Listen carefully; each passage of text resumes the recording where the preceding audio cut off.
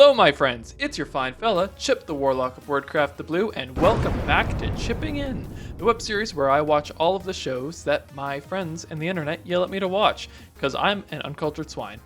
Today we are back with episode 6 of The Owl House. This episode is called Hootie's Moving Hassle. So my theory for this episode, I feel like this one's a little bit more straightforward than the rest of them, unless I'm misreading it entirely. I think that Hootie is going to move. I think that I have asked before in previous episodes whether or not Hootie can move, and I think this is the episode that he does. So that's it. That's my prediction. Before we get into this episode, though, I do want to thank you all again for your support.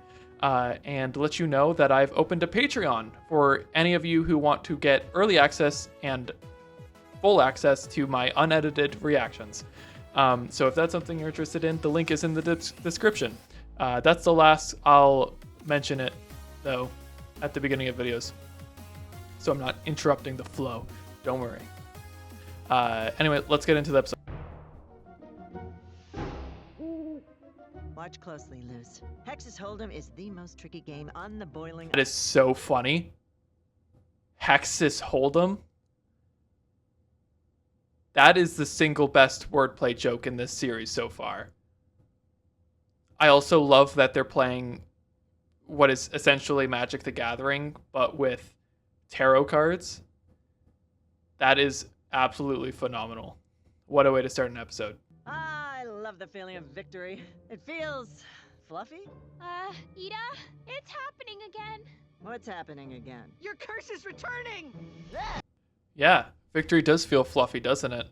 I love how just Albert was just pissed. That was awesome.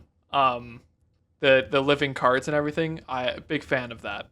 It also is seeming that Ida's curse, I think, is like shortening in duration, so it's almost like there's less time between each of them because a potion a day keeps the curse at bay, right? So you'd think that you'd only need to drink it once a day, but I think it's getting worse. I didn't realize that before, but in the intro there was the that giant face. Is that a part of the Boiling Isles creature? Is that like an intro foreshadowing some part of the monster coming back alive? That's interesting. My cards! Take these and fly ahead. She'll have to follow us. Albert, you sore loser, give me back my cards! Ida doesn't seem to be in that big of a rush considering that she's turning into an owl beast. I appreciate that at least she's like come to terms with it. It is a fierce look after all. I mean, it does seem though that she loses all control and like kind of turns a little bit ferocious, like she was trying to attack Luz and King. So if I were her, I'd be a little bit more concerned with that whole part. Whoa, that is one ominous parade. That's no parade. Those are demon hunters. So they aren't all tiny sized. There are still demons that are fully fleshed. That thing's pretty terrifying. And the fact that they're demon hunters makes me a little bit extremely concerned for King's well-being. If anything happens to him, I can't tell you what lengths I will go to. I can't. They're lengthy though. Very lengthy. Dangerous nomads who capture and sell the most powerful beasts. What if these guys are the ones who turn the demons into tiny little creatures so they're not a threat anymore, and demons and King has already been captured? I have been killing it with these theories so far, and I'm on a hot streak. So I just need to say every theory that comes to mind, because if I don't, I know that those ones are going to be the ones that are right. So I might be absolutely a long ways away, but that's what we're working with right now. Willow and Gus. Hey, you friends. Wait, what's wrong? Who hurt my babies? Them. Surprise, surprise. Who could have guessed it? The thorn in our side returns. Also, that girl in the back is hella in line with her chi and her chakra. She opened her third eye. Amity's having a moonlight conjuring and invited everyone but me. And she keeps posting about it on her Instagram account. It's conjuring night. No dorks allowed. You should just throw your own party. Easy. It would be immediately cooler than anything Amity could throw. I mean, I'm surprised she's not up late studying, because she needs to be the top student in her little star that's not meaningless. Sorry you couldn't get an invite to the Conjuring, Willow. Only real witches allowed. Leave her alone. It's not her fault she was born without talent. Did you not see what Willow did to the entire school and the principal? She has more wilderness magic in her pinky toe than you do in all of your abominations combined. She can sprout vines here, there, and everywhere, and you can make a purple dude named Wheatus. You think you're cool? You think you're cool, Amity? Done with you. That's what I mean. In her pinky toe. Her pinky toe did that. You can't do that. I need to calm down. Izzy playing Hex's Hold'em. She's obsessed with it. I am not obsessed. You're playing it right now. Am I winning? You know, I didn't anticipate that that Hex's Hold'em would end up being a metaphor for a gambling addiction. But too real. And also, like, I love Ida not even realizing that she's playing. Too funny. Evening in the night market. There's a guy with a stand. Goes by Grimhammer. It would be. Why would the guy who has anything that you need not be named Grimhammer? I mean, why can't we, like, go to the night market and find something that we need from someone named, like, Fuzzy McJoy Stuff? I want to buy something from Fuzzy McJoy Stuff. Then maybe they can come to the house. No. Besides, conjurings are dumb. Sitting in a circle holding hands, it's like magic for babies. It's exactly what Luz needs. Luz needs some magic for babies. She's taken baby steps. So you need magic for babies to take baby steps. Also, they're definitely just going to have a slumber party anyways while Ida's not there, right? We all know that. Well, I mean, of course you guys know that. You've already seen the show, I imagine, I hope. If you haven't, then why are you here? But I'm just vocalizing it for you guys. I'm just letting you guys know what you already know. Oh, I can't believe I finally have enough friends for a moonlight conjuring. Thank you, Luz. Did Ida say it was okay? Yes. She said yes. Okay. I'm tying my theories together. What they end up conjuring is legs for Hootie. Or they're going to conjure something that gives Hootie house legs. Like the Babayaga. That's my new prediction. You're in charge while I'm out. Make sure Hootie doesn't get into any trouble. Hoot hoot! I don't need a babysitter. I'm a big boy house. Although I didn't think until now that Hootie is definitely the type of house to blackmail someone. So if I were Luz, I'd be careful with bringing my friends over when you don't have Ida's permission, because I feel like that's going to come back and bite her in the ass. Because Hootie's probably a tattletale. You're acting suspicious. You're doing that thing where you hide in your hoodie. Meow, I'm not. Oh, where's King? He's right here. Oh my god! Oh, he is a baby. Oh, I just... You know that feeling, like in like human brains, how their cuteness overload, like sensors are like tied in with their like violence sensors. I think I read that somewhere, but it's just like it's just so cute. You just want to squeeze it in your hands. I just want to squeeze him. He's a baby. Company! Hooray! Finally, someone to listen to my stories! Okay, one time, a sparrow flew into my mouth, and then Hey! We were in the middle of that story, apparently. Story was a work in progress. I mean, at least the next time that they open the door, he'll have a happy ending. Sparrow flew out. The end. The living room. We call it that because it's technically living. The walls are breathing. Look. Enchanting. The walls have asthma, apparently. That was some pretty heavy breathing.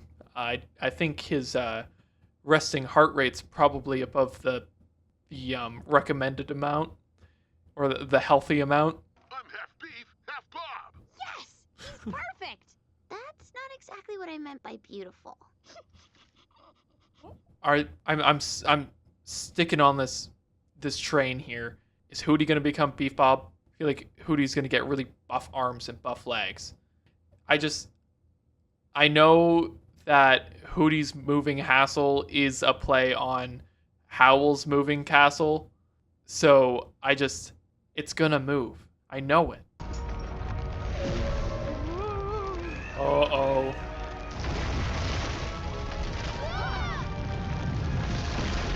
It is like the Baba Yaga. Just like the Baba Yaga. I knew it.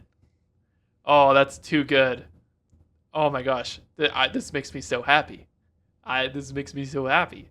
This is so cool. They're leaving the tower behind, though. Sacrifices, I guess. To be a house with legs, you need to sacrifice the castle. Little buff guy, what did you do? A real man never takes accountability. No, I think we might have animated the house. That's a old-fashioned action figure. Okay. Has Ida been around since like the 50s? Moonlight, I have risen, Hoot Hoot! He's in some kind of trance.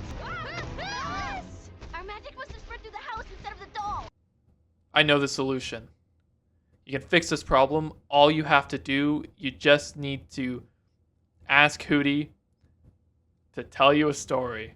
And then he'll snap right out of it because he's more excited about talking than he is about having legs.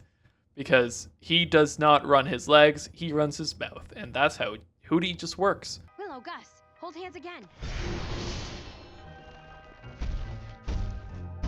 We're controlling it with the power of friendship. And the moon. Probably the moon. That's really neat. I'm curious as to what they're going to do with this. I was never expecting them to be able to control the house.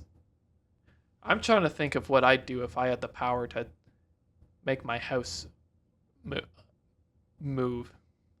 I mean, it would be really cool and convenient because then you could you could live wherever you want. If you want to be secluded, you move to the woods. You want a beachfront view, you've got it. Walk there. Walk your whole house there. Don't forget your leash. You want to live in the city? Sure. Just don't run into any other buildings. I'm also imagining what kind of like traffic laws would be in place if everybody's house could move. I'm going way too much off on a tangent there.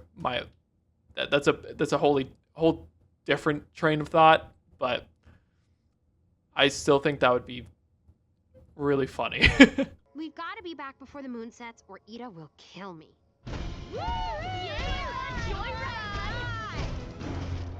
Oh, the demon hunter thinks it's the Baba Yaga. That makes sense. Again, crossing my theories, what if I'm right about the demon hunters turning them into tiny guys, and then next thing we know, Hootie's a tiny guy too. And then we have a tiny little Hootie and a tiny little king. What a show that would be. The curse. I need that elixir, quick. This is why you always need to remember to take your medications, kids. Always hydrate, eat, take your medication. You don't want to turn into a monster. Get Yes, Mom, I'm going to a moonlight conjuring. No, Mom, you can't come. And yes, Mom, it's sad that you're asking. She noticed us. What do we do? I'm thinking about what kind of joke they're trying to make with that bird, because I think they're trying to play on something, but I just can't figure it out. The obvious would be carrier pigeon, but it was not a pigeon. It was a raven or a crow. I could also be a blackbirdie instead of a blackberry. I don't know. I hope they mention that, because that's gonna be eating at me. Actually, I'm starting to think we should head back. Amity's updating her Pinstagram. Shout out to my fellow witches. #humans can bite it. That was so targeted. But Amity had to know that Luz doesn't have Penstagram, right? Right? That just seems so petty to call someone out on a Penstagram post that you know doesn't even have the social media. Welcome, welcome, welcome. I've got weaponry from the hinterlands, curses from the winterlands, and jelly beans. I love him. He is fantastic. This is what I imagine Fuzzy, I forget what I called him. This is what I imagine that he'd be like. I'm glad that they didn't just go with an actual Grimhammer, but instead went with a Fuzzy McJoy having times. Also, King's awake. Look at him. Oh, he's so cute. I need some of this elixir. Oh, this is one wicked brew. Lucky for you, I just stacked up. How did Tibbles have any idea what the elixir was? He just looked at an empty bottle and went, "Ooh, this is one hell of a brew." There's no brew there. It's an empty bottle. Oh, wow. This is one hell of an empty bottle. Good thing I have full bottle in stock. Say, you play Hex's Hold'em? Really? Now? Oh, is that what that game is called? Oh no. Tibbles is a shark. Oh, is that what this game's called? Ida, don't fall for it. He's playing you like a fiddle. He's playing you like a hand of cards. Tibbles is gonna be an absolute world champion at Hex's Hold'em. And Ida's gonna get her ass absolutely handed to her. And I'm gonna hate to see it. I win, you give me the elixir. You win, you can take something of mine. Oh, what fun! That is so vague. Why would you not, set an item that's not gonna end good for you? What if he chooses Owlbert? Huh? Then you don't have a magic staff. That wouldn't be good. You need to set these items. You can't go about life like that, Ida. You can't gamble away your house and home. You'll only see Luz every other weekend. That's not okay. Get your shit together, girl. If you want this to end as you say, 3 must hold hands. It's the only way. Oye, no me hable así. Willow, will you help me out with Booty? I mean, I think it would be pretty easy to hold your hands together. I mean, they're all tied behind your back. You could just I think your hands would already be just pressed up against each other, right? I think that's a pretty easy solve. The truth is, she and I used to be friends. We played together as kids, but when she got her magical powers and I didn't, she stopped hanging out with me. But again, you've literally surpassed her. I don't know why Willow has to feel so inferior to Amity when they're not even in the same bracket of magic.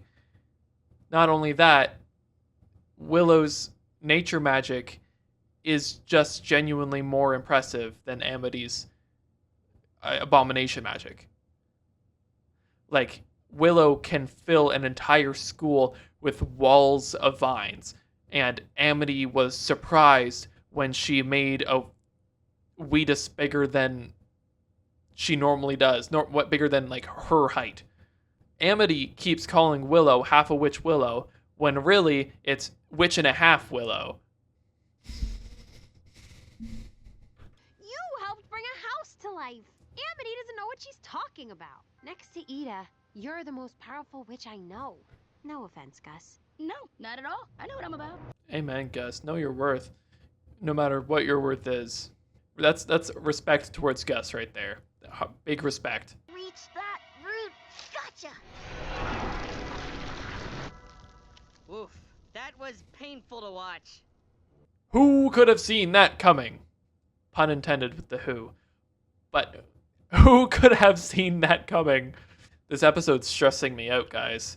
There's so much happening. I'm like actually at a loss for words because nothing is going right. I genuinely don't know how this episode is going to turn itself back around because they're both in just such shit predicaments. And we've only got 7 minutes left in the episode. How are they possibly going to turn this around? I know that I'm kind of being counterproductive by yapping instead of watching the show, but I need to let you guys know that this is stressing me out, okay? In any case, I'd like my prize now, and I choose the little bone boy. It's not an object. You said any object. That is not an object. That is a living king. That is a prince. You take that little bone boy away, and I will take your bones, I Swear to God. You watch it, you freaking... What was your name again? Piggles? You watch it, Piggles. Because I'm coming for your bones. I'm on the lookout for a short guy with glasses, and you weren't quite tall enough, but you'll do. I'll pound you into the dust. I'm not scared. You are Ida, the owl lady. That's right. I've seen your wanted posters around here. I think it's pretty obvious how much the Emperor's Coven would pay you. It's written on the wanted poster. Use those glasses to read, why don't you? You ugly little shrimp-looking motherfucker. I'm so angry. I'm worked up. This bitch took King away, and I won't forgive it. Bottom of the bar. New least favorite character. Screw this guy. I'm done with that stupid game. Look. You promise? I promise. Okay. Okay. I'll admit, I do hate this guy, but he did choose a very good, very adorable, very flattering outfit for King. That's like an F character, grade A choice of outfit. So, like, gotta give credit where credit's due. The tiniest ounce of respect, but also still someone's got to crush this guy's bones to the dust. Is already on its way to send this witch here to the conformatorium. And I just rustled up some more clothes for you to try on. That one isn't as good. I like the sailor more than the little Shakespeare guy. The Shakespeare guy would be cute. Sailor is better. He's going downhill.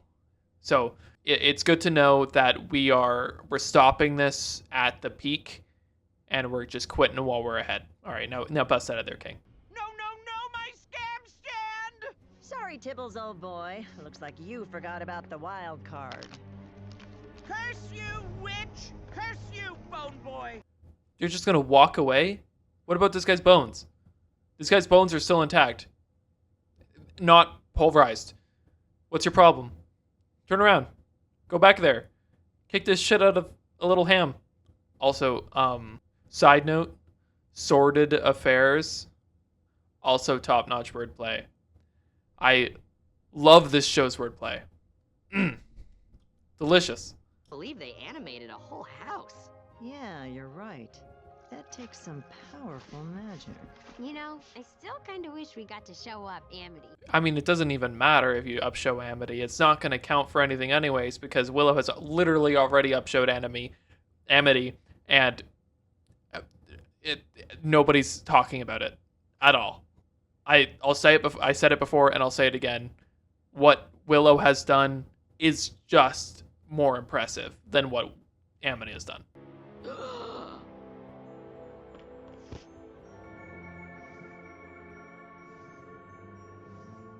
Showed him up anyways.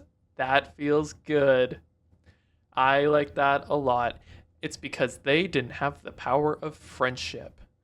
And also, maybe they just require 3 people and they were trying with 5.